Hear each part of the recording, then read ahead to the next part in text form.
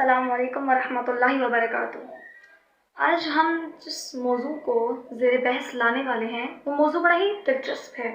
شاید آپ نے بھی اپنے معاشرے میں اپنے ارد گرد اس چیز کو نوٹس کیا ہو، البتہ اس پر تھوڑی اور روشنی ڈالتے ہیں۔ دیکھیں، انفرادی سوچ آج جو ہمارا سب سے بڑا مسئلہ بن گئی ہے وہ انفرادی سوچ ہے۔ یعنی جیسے علامہ اقبال کے ایک شعر کا مفہوم ہے کہ پہلے ایک فرعون ہوا کرتا تھا، اب وہ اس ایک فرعون کے تاج کو سب میں بانٹ دیا گیا۔ یعنی اس انفرادی سوچ کی اس کی جڑ کیا ہو گئی؟ جمہوریت ہو گئی۔ یعنی ایک ایک انسان کو جو ووٹنگ کا حق ملا، جو ووٹ کا حق مل گیا، اس کو یہ اس کو حق سمجھتے ہیں۔ جب اس کو یہ حق ملا تو ہر انسان اب اپنا نظریہ رکھنا چاہتا ہے۔ اب ہر انسان کی ایک اپنی سوچ ہے۔ یعنی کہ انسان اصل میں ہے کیا؟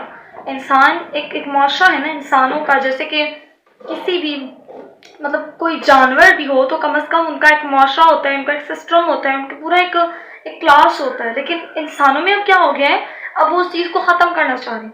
اب کوئی بھی خود کو کسی چیز کا حصہ نہیں سمجھتا، کسی اجتماعیت کا، کسی دین کا، کسی قوم کا، یا کسی بھی چیز کا خود کو حصہ نہیں سمجھنا چاہتے۔ وہ اپنی صرف انفرادی سوچ رکھنا چاہ رہے ہیں۔ اور ایک انتہا یہ ہے، اور دوسری انتہا کیا ہے؟ دوسری انتہا یہ ہے کہ وہ اپنی سوچ جو انسان کی ہوتی ہے اس سوچ میں بھی ایک حد نہیں مقرر کرتے۔ یعنی ہمیں پتہ ہے کوئی بھی چیز جو ہے وہ حد سے بڑھ کر جب ہو جاتی ہے تو وہ نقصان دہ ہوتی ہے، چاہے وہ کچھ بھی ہو۔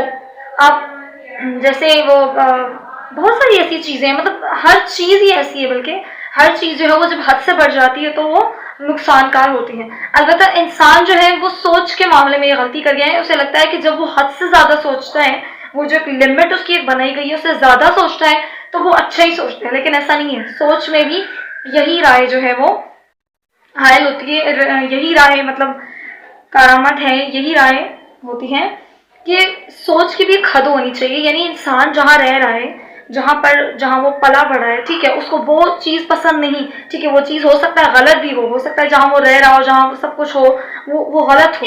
فار ایگزامپل اگر کوئی بالکل ایک انسان ہوتا ہے، انسان کے اندر سے ایک آواز آتی ہے کہ یہ چیز غلط ہے اور یہ صحیح ہے، اس کو یہ معلوم ہو جاتا ہے۔ اگر اس کے فطرت میں تھوڑی سی بھی جو ہے وہ صالح فطرت جو اس کی تھوڑی سی بھی باقی ہے تو اسے اندازہ ہو جاتا ہے کہ یہ چیز جو ہے وہ غلط ہے اور یہ چیز صحیح ہے۔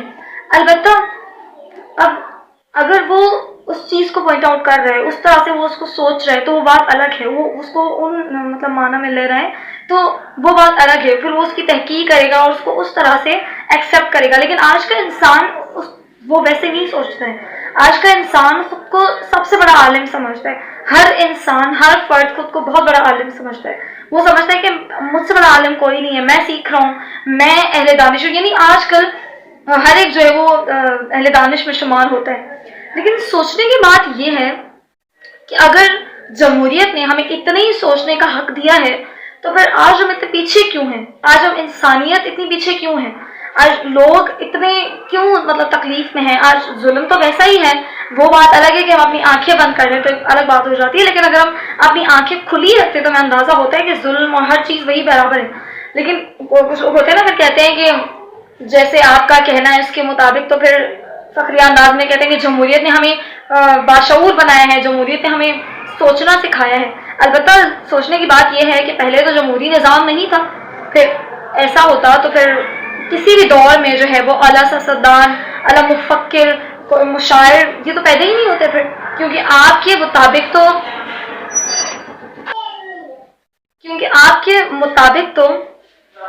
جمہوریت نہیں صرف وہ آپ کو یہ جو ہے وہ سوچنے کا حق دیا ہے، ڈیموکریسی نہیں آپ کو اتنا قابل بنایا ہے۔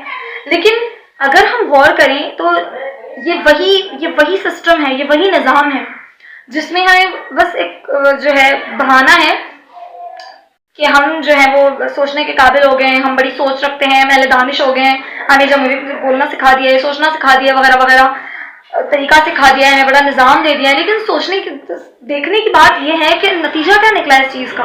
نتیجہ یہ نکلا ہے کہ آج جو ہے ہر انسان اپنا نظریہ رکھتا ہے، ہر انسان اپنا انداز رکھتا ہے، اس کی سوچ کی، اس کی کوئی حد ہی نہیں ہے۔ اور یہاں تک کہ آپ کسی پر یہ سوال نہیں اٹھا سکتے کہ یہ جو تم فلاں کام کر رہے ہو یہ غلط ہے، یہ ایک غلط کام ہے, آپ اس سے کسی پہ یہ جو ہے وہ اعتراض نہیں کر سکتے ہو. ایسا زمانہ ہے آج کا. کیا ہوتا ہے کہ لیو اینڈ لیٹ لیو, تمہارا کیا جاتا ہے, اس کی زندگی ہے, اس کی زندگی میں تو کیوں تمہیں انٹرفیئر کیوں کرنا ہے. آپ نے مختلف ویڈیوز دیکھی ہوں گی فیس بک پر, یوٹیوب پر, اور آپ نے مختلف لوگوں کو سنا ہوگا, آپ نے ارد گرد دیکھا ہوگا کہ لوگ کبھی یہ برداشت نہیں کرتے کہ آپ ان کو کچھ کہیں. وہ فوراً سے کہہ دیتے ہیں تمہارا کیا مسئلہ ہے, تم بڑے جو ہے وہ ملا اور مولانی بنے پھرتے ہو, تمہارا کیا مطلب جائے, ہماری زندگی ہے, تم اپنا کام کرو, تم اپنا دیکھو. حالانکہ ہمیں ایک بالکل مختلف کانسیپٹ ملا ہوا ہے, اور اگر ہم اوور آل دیکھتے ہیں تو انسانی معاشرہ اسی طرح تشکیل پاتا ہے. انسانی معاشرہ جو ہے فرد مل کر جو ہے وہ افراد بنتے ہیں, پھر ایک کمیونٹی بنتی ہے. اس کمیونٹی کو ایسے ہی تو برباد نہیں کیا جا سکتا نا, انفرادی سوچ سے بس اس کو برباد کیا جائے. ایک انسان جو ہے وہ کچھ بھی سوچ رہے, ضروری نہیں کہ ہر انسان جو سوچتا ہے وہ صحیح سوچتا ہے. دیکھنا یہ ہے کہ اس انسان کے علم کا ذریعہ کیا ہے, اس کا طریقہ کیا ہے. اس کی تو ابھی کوئی حد مقرر ہی نہیں ہے. پہلے ایک حد مقرر تھی, اور ویسے بھی انسان فار ایگزامپل ایک مثال لیتے ہیں ہم, جیسے کہ انسانوں کو بہت سارے خیال آتے ہیں, اب ان خیالات میں مایوسیاں بھی ہوتی ہیں. تو کیا ہم مایوسیوں کو اتنی آزادی دے دیں کہ وہ حد سے نکل جائے, پھر انسان جو ہے وہ خودکشی کر کے مر جائے. یعنی آپ تو کہتے ہیں نا کہ جس کی کوئی حد مقرر نہیں ہے وہ چیز تو بہتر ہے. بہتر ہے نا, انسان جتنا لاحد ہو کے سوچے اتنا زیادہ بہتر ہے. تو اگر ایسا ہے تو پھر تو خودکشی بھی حلال ہونی چاہیے, پھر تو سب کچھ ہی جائز ہونا چاہیے. لیکن ایسا نہیں ہے. انسانی معاشرے کی ایک حد مقرر ہے, اور یہی جو ہے وہ انسان کو جانور سے علیحدہ کرتی ہے. یہی جو ہے انسان کو اشرف المخلوق بناتی ہے. اگر وہ اشرف المخلوق ہے ہی نہیں, وہ اعلیٰ, وہ ویسی مخلوق ہے ہی نہیں جیسے اللہ تعالیٰ نے اس کو بنایا ہے, تو پھر وہ الگ بات ہے, وہ کچھ بھی سوچتا پھرے, وہ کچھ بھی کرے. پھر تو وہ ہوتا ہے نا کہ پہلے تو انسان یہ ہے, لقد خلقنا الانسان فی احسن تقویم, انسان کو اللہ تعالیٰ نے جو ہے وہ بہترین ساخت میں پیدا کیا. لیکن پھر کیا ہے, پھر انسان جو ہے وہ جب اس کی کوئی حد نہیں رہتی ہے, جب انسان حد سے گزر جاتا ہے, تو پھر کیا ہوتا ہے, ثم رددناہ اسفل سافلین, یعنی پھر انسان پست سے پست درجے پر گر جاتا ہے. پھر انسان جو ہے وہ جانور سے بھی نچلے درجے میں گر جاتا ہے. یہ ہے انسان کی حقیقت جس کو وہ سمجھنا نہیں چاہتے.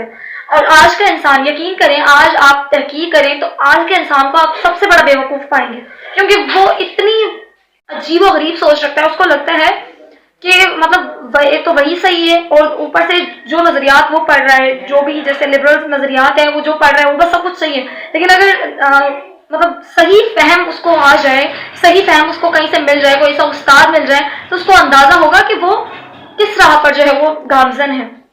لہذا ہمیں اپنی فکر کو بہتر بنانے کی ضرورت ہے, اور ہمیں انفرادی نہیں بلکہ ہمیں اجتماعی سوچ رکھنے کی ضرورت ہے. ہمیں اپنا ماضی, اپنا جو حال ہے اس کو, اپنی قوم کو, بلکہ اپنی امت کو, یا چلو آپ ایسا نہیں دیکھتے تو کم از کم آپ جس بھی جو ہے نظریے کے مطلب قائل ہیں, کم از کم وہاں پر ہی جا کے سوچیں, تو آپ فیصلہ کریں, اجتماعی لیول پر فیصلہ کریں.